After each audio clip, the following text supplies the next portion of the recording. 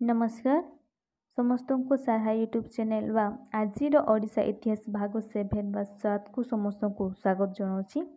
मु आपणकर प्रिय मिनती देखंतु 4टी 6टी वीडियो मु अपलोड कर सारी। जदि जो मैंने देखी ना ताहले देखिदेवे वीडियोटी को आउ जदि चैनल रे नुआ अछंती ताहले सब्सक्राइब करदेवे सांग मानू शेयर करदेवे आउ लाइक शेयर कमेंट निहाती करेंगे है।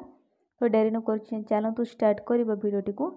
देखो एक नंबर कौन अच्छी ना ओडिशार क्यों ब्रिटिश सरकार द्वारा राय बाहादुर उपाधि पाइथिले हैला। ऑप्शन ए किए पाइथिले बोली पचारछि हैला क्यों कवि ब्रिटिश सरकार द्वारा पाइथिले। Option A Radhanath Ray, option B Gangadhar Meher, option C Madhusudan Rao, option D Madhusudan Das. यार सठिक उत्तर कौन हम ना जदि जानते आप कमेंट माध्यम दे पारे है। यार सठिक उत्तर कौन हम ना Madhusudan Rao option C. 2 number पुरीर जगन्नाथ मंदिर चूड़े शोभा पाउथिबा नीलचक्र केतोटी अर अच्छी। आपण मैंने पुरी को प्राय समस्ते जाइथिबे तो सेठी देखिथिबे ऊपर जो चूड़े नाली पताका लगाई से ताको आम कौन कहू नीलचक्र बोली कहू। सी पचार से नीलचक्र केतोटी अर अच्छी बा गार गार जो थाए चक्र होगी जो गार गार थाए से पचार से केतोटी अच्छी। ऑप्शन ए 5टी, ऑप्शन बी 6टी, ऑप्शन सी 7टी, ऑप्शन डी 8टी। यार सठिक उत्तर कौन हम ना ऑप्शन डी 8टी। तापरे 3 नंबर को देखिबा। 3 नंबर कौन पचार ना ओडिशार सर्वपुरातन मंदिर नाम कौन। सर्वपुरातन कहले बहुत पुराना है बहुत पुराना मंदिर नाम कौन बोली पचार। ऑप्शन ए जगन्नाथ मंदिर, ऑप्शन बी राजा रानी मंदिर, ऑप्शन सी परशुराम मंदिर, ऑप्शन डी कोणार्क मंदिर। आमर सठिक उत्तर कौन हम ना ऑप्शन सी परशुराम मंदिर।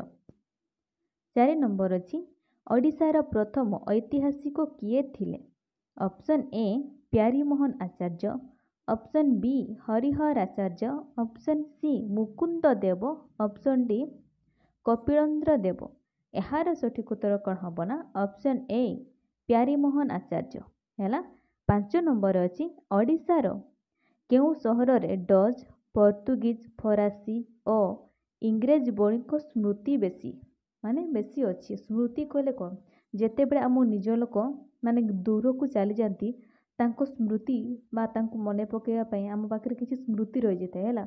आम जिते मन पकाऊ से आमको कौन तांको स्मृति आम जो तांको सांगे दिनटा कटेचु से सब स्मृति आमको मन पड़े। तो सी पचार जिते बड़े आम देश स्वाधीन हो नाला से बाहर देश राजा माने आसूला आम देश को इंग्रेज माने हूँ पोर्तुगीज हूँ डच हूँ एमती कौन भारत रे बहु माने आम भारत रे रत्न सब बहुत था से लुटापी केते वाणिज्य करने को आसूला भारत देश से पचारुची से जे क्यों सहर बणिक स्मृति बेसी अच्छी है। Option A Cuttack, option B Baleswar, option C Bhubaneswar, option D Rourkela. किंतु आमर सठिक उत्तर कौन हम ना ऑप्शन बी बालेश्वर। बालेश्वर अधिक बणिक मानकर स्मृति अच्छी है। तापर 6 नंबर देखंतु। 6 नंबर कौन कहूँ ना भगवत सिंह केवे फांसी पाई। भगवत सिंह को तो आप जानते से आम देश बहुत किसी कर। ऑप्शन ए 1931 मार्च 23 तारीख, ऑप्शन बी 1932 मार्च 24, ऑप्शन सी 1933 मार्च 25, ऑप्शन डी 1934 मार्च 26 है।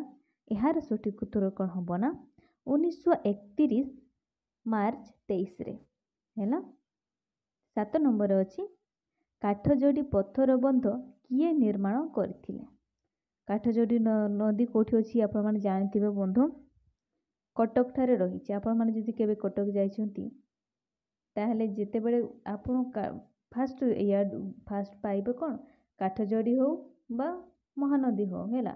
तो कह जाए काठजोड़ी सीमा पारे कि कौन भुवनेश्वर सीमा को आमे पाऊ बोली माने कहती है माने ता सीमा लगी से।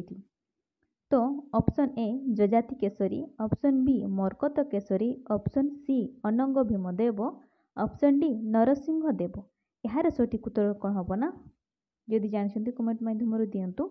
यार सठिक उत्तर कौन हम ऑप्शन सी ଅନଙ୍ଗ ସରି ଏଠି ଗ ହବ କ ଲେଖିଦେଇଛି ଅନଙ୍ଗ ଭୀମ ଦେବ ହେଲା ଅପସନ୍ ସି।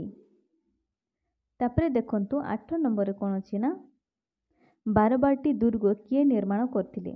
ଦେଖନ୍ତୁ ଉପରେ କ'ଣ ନା କାଠଯୋଡ଼ି ସେଟା କେଉଁଠି ଅଛି କଟକଠାରେ ଅଛି। ବାରବାଟୀ ଦୁର୍ଗ ବି କେଉଁଠି ଅଛି ନା ସେ କଟକଠାରେ ହିଁ ଅଛି। ଯଦି କେବେ ଯାଇଛନ୍ତି ତାହେଲେ ଦେଖିଥିବେ ନିହାତି। ସେ ପଚାରୁଛି ବାରବାଟୀ ଦୁର୍ଗ କିଏ ନିର୍ମାଣ କରିଥିଲେ। Option A Kapilendra Dev, option B Prataparudra Dev, option C Anang Bhim Dev, option D Mukunda Dev. ଏହାର ସଠିକ୍ ଉତ୍ତର କ'ଣ ହେବ ନା ଯଦି ଜାଣିଛନ୍ତି ଦେଇପାରିବେ କମେଣ୍ଟ ମାଧ୍ୟମରେ। ଏହାର ସଠିକ୍ ଉତ୍ତର ହେବ ଅନଙ୍ଗ ଭୀମ ଦେବ ହେଲା।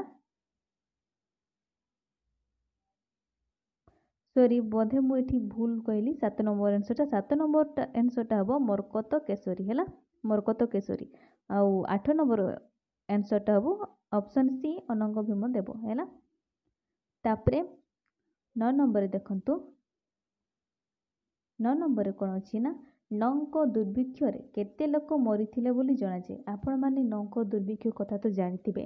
ସେହି ସମୟ କେତେ ଦୁଃଖଦାୟକ ଥିଲା। କେତେ ଲୋକ ଭୋକିଲା ମରିଯାଇଥିଲେ ହେଲା। ଯଦି ଆପଣମାନେ ଦେଖିନାହାନ୍ତି ତାହେଲେ ଗୁଗୁଲରେ ଯାଇକି ସର୍ଚ୍ଚ କରିଦେବେ ଆପଣମାନେ ନିହାତି ପାଇବେ ହେଲା। ସେ ଫଟୋ ସବୁ ନିହାତି ପାଇବେ।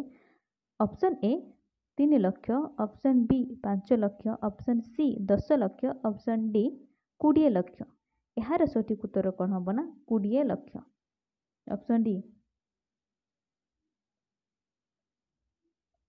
ତାପରେ ଦେଖନ୍ତୁ 10 ନମ୍ବରରେ ଓଡ଼ିଶାରେ ପ୍ରଥମ କିଏ ମହାମହ ଉପାଧ୍ୟାୟ ଉପାଧି ପାଇଥିଲେ ହେଲା। Option A Gangadhar Meher, option B Upendra ବଂଶ, option C Radhanath Ray, option D Chandrasekhar Singh Samanta ହେଲା।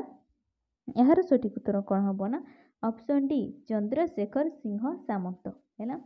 11 ନମ୍ବର ଅଛି ଓଡ଼ିଶାରେ ସାର୍ ଉପାଧି କିଏ ପାଇଥିଲେ। Option A Maharaja Krishnachandra, option B Chandrasekhar Singh Samanta, option C Fakirmohan Senapati, option D Radhanath Ray ହେଲା। ଏହାର ଉତ୍ତର ଯଦି ଜାଣିଛନ୍ତି କେହି ତାହେଲେ ଆପଣମାନେ ଦେଇପାରିବେ। ଏହାର ଉତ୍ତରକୁ ମୁଁ କିଛି ଆପଣମାନଙ୍କୁ ଟାଇମ୍ ଦେଉଛି ଯଦି ଜାଣିଛନ୍ତି ତାହେଲେ ଦେଇଦେବେ ହେଲା। ତ ଏହାର ସଠିକ୍ ଉତ୍ତର କ'ଣ ହେବ ନା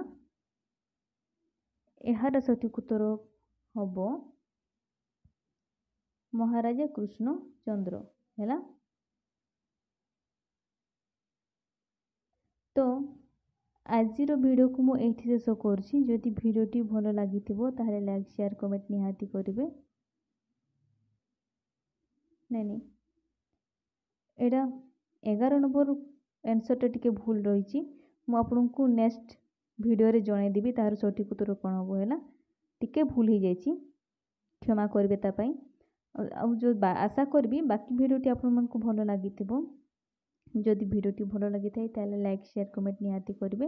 ଯଦି ଚ୍ୟାନେଲରେ ନୂଆ ଅଛନ୍ତି ତାହେଲେ ଲାଇକ୍ କରିଦେବେ, ସେୟାର କରିବେ ଆଉ ସବସ୍କ୍ରାଇବ୍ ନିହାତି କରିବେ।